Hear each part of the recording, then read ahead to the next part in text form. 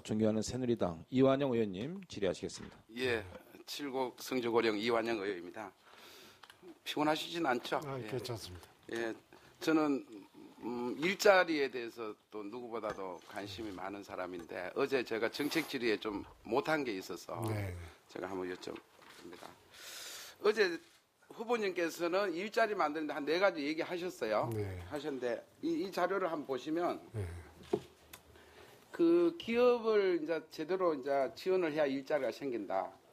여기에 아주 중점을 두고 있다. 이렇게 제가 이해했는데 맞습니까? 네. 예.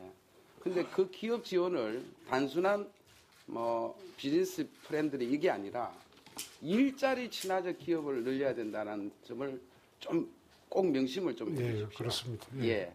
그러면서 이제 기업을 키워주면 저는 일자리가 생긴다 이렇게 생각합니다. 네, 그렇습니다. 정부 재정 일자리로는 좋은 일자리가 안 되죠. 네, 그렇습니다. 그렇지 않습니까?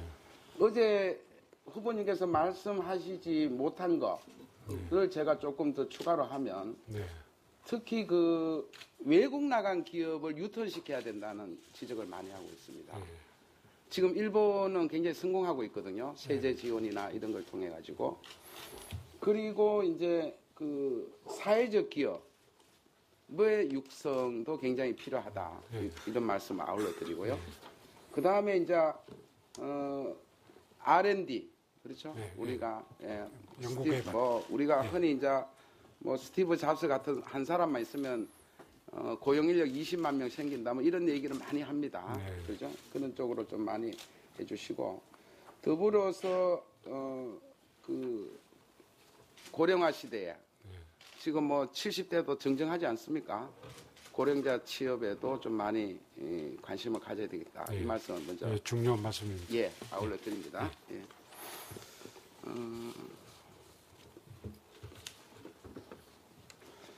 그 어제 탕평 인사 얘기가 많이 나왔는데요.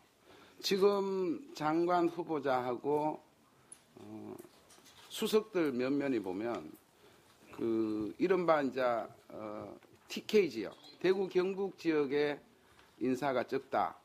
그렇게 인식하고 계십니까? 어제도 말씀드렸지만은 사람 능력 적재적소 위주로 없다 보니까 지역에 대해서는 그러면 이번에 제청하실 때 지역 균형은 전혀 생각하시지 않고 제청하고 이렇게 인선이 됐다고 그렇게 이왕이면 지역도 균형을 맞췄으면 했습니다만 적재적소 능력을 많이 고려하다 보니까 좀 지역적으로 고루된 그런 거는 없습니다. 예. 이상규 의원님 지적하신 김해 땅요. 이게 95년도 일인데 제가 저도 이제 공직자 재산 신고를 해봤습니다만은 흔히 이제 청문회 나오면은 이렇게 자기 거주에서 멀리 떨어진 곳에서 매입을 하면 퇴임 후 얘기를 굉장히 많이 활용을 해요. 하는데 사실 95년도면은 굉장히 아직 젊으실 때 퇴임은 아직 한참 남은 그런 시점이란 말이죠. 그런 시점에서 퇴임 후에 거주할 목적으로 가는 게 좀 납득이 안 되거든요. 아니요, 그게 제가 퇴임 후라고 하는 것은 하나의 목적이고 사실은 그 당시만 해도 우리의 관점에는 조금 돈이 있으면 땅에다 묻어두려고 하는 사고가 있었지 않습니까? 그렇죠. 그래서 그런 하나의 뜻도 있었습니다. 그러니까 이게 두 가지고. 그러니까 땅에 묻어둔다는 것은 투자 목적, 투기보다는 투자 목적. 그렇죠. 그런 이런 취지로 일을 해달라는 취지죠. 지금 이게 땅값이 그동안에 얼마 올랐느냐 보시면. 이게 그건 이미 봤습니다. 오히려 이익을 보지 못한 그런 상황인데. 근데 의혹은 사전에 토지구역 사업 개발 정보를 알고 산 건가? 전혀 그렇지 않고요. 이런 다 의혹 끝나고 난 뒤에 아니다라는 것이죠. 아니 그 그 점을 좀 이해해 주십시오. 이게 투기였다면 땅값이 그래도 여러 배 했으면 투기가 되지만은 그건 이미 국민들한테 현재 땅값이 다 알려져 있으니까. 자, 오늘 아침에도 이렇게 그 조선일보입니다. 이 로펌이 갑이다. 로펌이. 이게 소송 의뢰인보다는 오히려 의뢰를 받는 쪽이 갑이다. 이제 이런 취지로 지금 큰 기사가 났습니다. 네. 그러면서 로펌에서 장차관 뭐 수석 다 보내고 있다. 간단히 어떻게 이런 기사를 듣고 어떻습니까? 네, 앞으로 거기에서 오는 오해가 없어지도록 분위기를 만들어야 되겠다 생각합니다. 저는 지금 행정부 공무원은요, 예. 그 해당 분야 업무에 5년간 취업 제한이 있으신 거 아시죠? 네, 그렇습니다. 그러면 사법 쪽에도 저는 그런 게 있어야 된다고 보거든요. 다시 말해서 예. 지금 후보님도 개업도 하셨지 않습니까? 예. 개업할 때는 정말 수익이 별로 없었죠. 100여만 원 정도 수익 월그죠.